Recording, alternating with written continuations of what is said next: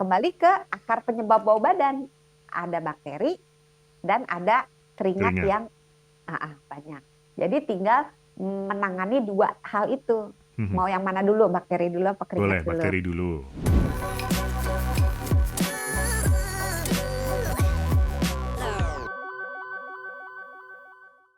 Masing-masing orang punya kelenjar keringat, masing-masing orang punya bakteri, dan dari segala hal di belakangnya, ada yang bau badan, ada yang enggak.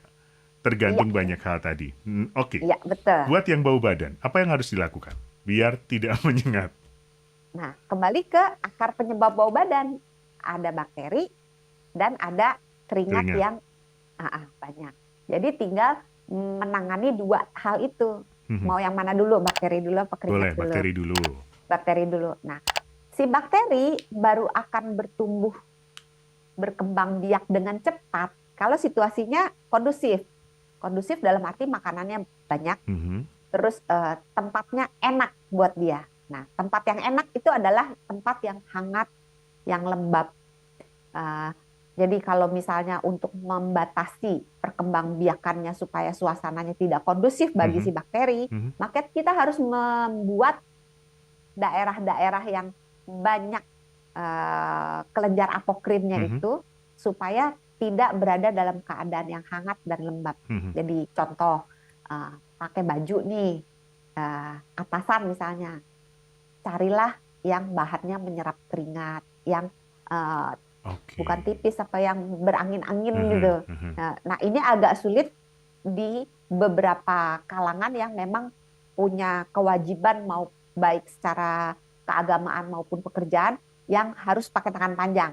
Nah ini repot nih, karena otomatis kan panas dan lembab kan. Nah coba lap, kalau misalnya berkeringat dilap gitu ya. Jadi tadi mengusahakan supaya daerah-daerah tersebut itu tidak hangat dan tidak lembab supaya bakterinya tidak berkembang biak. Nah untuk menghilangkan bakterinya itu mandi teratur, dibersihkan dengan sabun, terutama di daerah-daerah tadi itu, daerah-daerah yang berambut, ketiak, dada, daerah sekitar kemaluan, dibersihkan dengan sabun dan dikeringkan dengan seksama supaya tidak ada cairannya. Kalau ada cairannya, ujung-ujungnya suasananya jadi kondusif buat si bakteri. Nah, itu untuk bakterinya.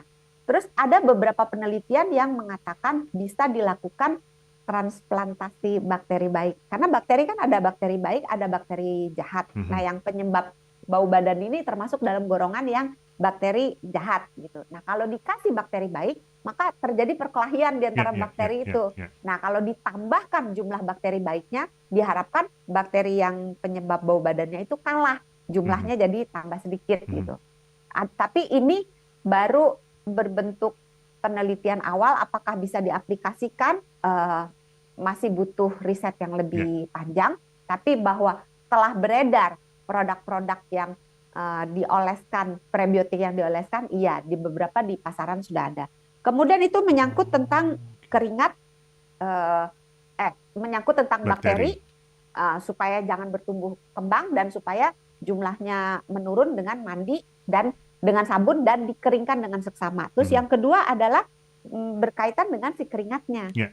Nah, bagaimana caranya supaya satu, keringatnya itu jangan banyak, dua, kalau banyak keringatnya itu cepat menguap. Caranya ya hindari tempat-tempat atau aktivitas yang banyak mengeluarkan keringat. Jadi kalau misalnya mau olahraga, olahragalah di tempat yang aliran udaranya baik. Atau mungkin olahraganya ganti ke berenang. Atau olahraganya dilakukan di ruangan yang ber-AC misalnya, ya. Terus kalau seandainya berkeringatnya itu sudah terlampau banyak dan tidak bisa tidak, dilap, ganti pakaiannya, lap dan lebih sering mandi. Dalam arti supaya membasuh si keringatnya itu.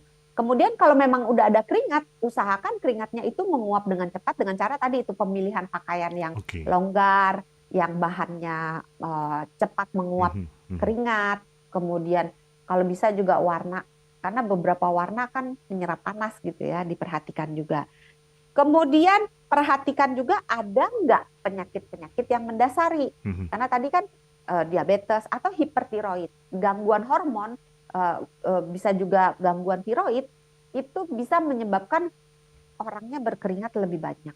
Terus ada beberapa penyakit juga yang menyebabkan bau badan itu nggak enak seperti penyakit liver, penyakit hati, penyakit ginjal. Nah itu kalau memang itu yang menyebabkan bau badannya kurang sedap, maka penyakit-penyakit itu harus diobati sehingga bau badannya kembali ke Ya, normal ya. gitu. Jadi itu beberapa hal yang perlu dilakukan untuk mengatasi si bau badannya.